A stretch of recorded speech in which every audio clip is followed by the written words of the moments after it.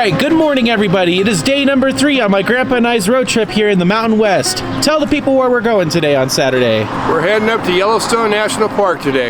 Yep, this is our first time going to Yellowstone in 10 years, so I'm really looking forward to seeing what we can see in Yellowstone. Yeah, it should be pretty nice. There might be a lot of snow on the ground, but we'll see when we get there. Yep, that's another reason why I wanted to go during this time of the year instead of during the peak summer, because the crowds will probably not be as bad. Yeah, it's a weekend, but it should be okay. Yep, wish us luck. Alright, you ready to hit the road? Yeah, I am. Let's go. After picking up some sandwiches there at the Creekside Market in the north part of Jackson, we began to make our way up towards Yellowstone National Park. Of course, on your way to Yellowstone National Park from Jackson, you will pass through Grand Teton National Park, and Grand Teton is filled with amazing views as you make your way through the Jackson Hole Valley. I told myself multiple times that we weren't going to stop at any of the scenic pullouts because we were going to save them for the next day, but I just couldn't help myself. The views here are truly spectacular. So we pulled off at a pullout here just outside of the Jackson Hole Airport. Man, I know we're on our way to Yellowstone right now and passing through Grand Teton National Park, which we'll definitely see a lot of tomorrow, but it's just really hard not to pull over and just take in the views, huh? Yeah, it's a pretty fantastic view right here. This is especially the Grand Teton right there and the glaciers. So it's pretty awesome. After spending about 5 minutes there just taking in the awesome views of Grand Teton National Park, we continued our journey north on the main park road as we made our way up towards Yellowstone National Park. Do keep in mind that if you're coming in from the south in Yellowstone, you do have to pay an entrance fee to enter Grand Teton National Park in addition to Yellowstone. Welcome to Yellowstone National Park. After spending about 2 hours of driving, we finally made it to Yellowstone National Park, which is the first national park ever established in the United States, all the way back on March 1, 1872. The first thing we wanted to visit when we got to Yellowstone was the Old Faithful Geyser, and on our way to Old Faithful, we crossed the Continental Divide 3 separate times. Believe it or not, the south entrance to Yellowstone National Park opened just a few days prior to our visit, and as you can see, there's still plenty of snow on the ground up here towards the Continental Divide, where we were over 8,000 feet above sea level, and we visited Yellowstone here in mid-May, and there was still plenty of snow on the ground this early in the season.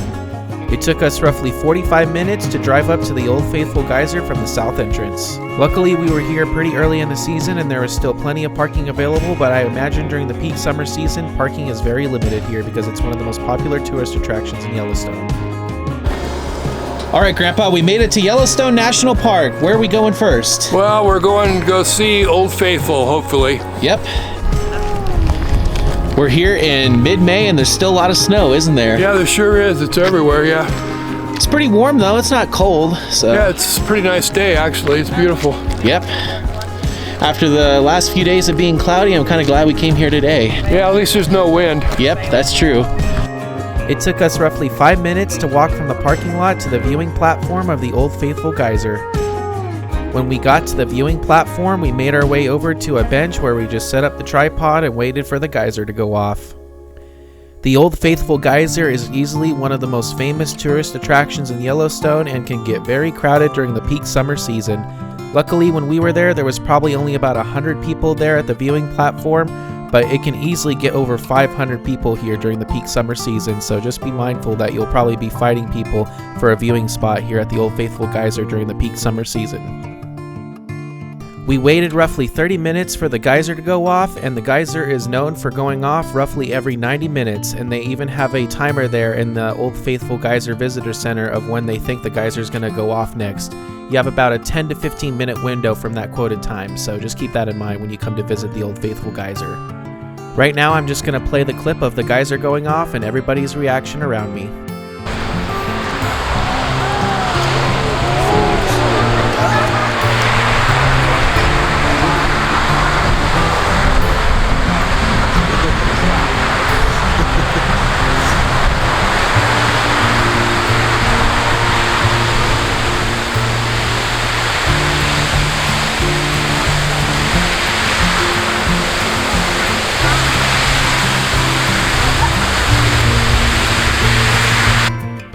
From where we were standing, the mist was kind of blocking most of the view of the geyser going off, but we still had a really good time there.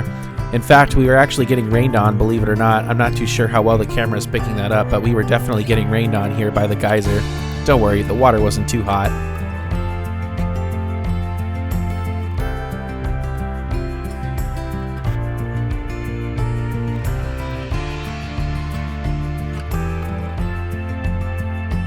I'm really happy that my grandpa and I got to view the Old Faithful Geyser here on a Saturday in mid-May when the crowds really weren't that bad in the park. During the peak summer season, I'm going to be honest, Yellowstone can get pretty crowded and it can kind of ruin the experience sometimes just because of the amount of traffic and people that are in the park at one time. So we really enjoyed the time that we had here in Yellowstone and visiting many of the attractions, including the Old Faithful Geyser here.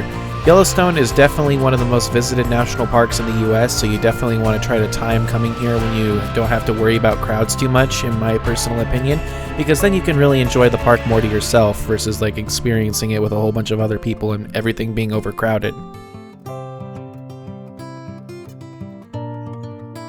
The geyser eruption is known to last anywhere between 90 seconds and 5 minutes. Luckily, when we were here, it was erupting for nearly the full 5 minutes, so we definitely got our money's worth, that's for sure. The average height of the eruption is roughly 140 feet, but it can range anywhere from about 105 feet all the way up to about 180 feet, and sometimes even close to 200 on some of the biggest eruptions.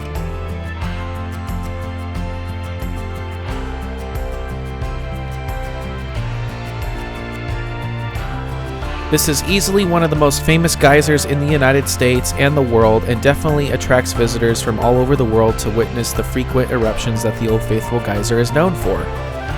Be sure to be respectful of all the other people there taking pictures and videos because they're there for the same exact reason you are, and it's always important to leave no trace whenever you're visiting national parks.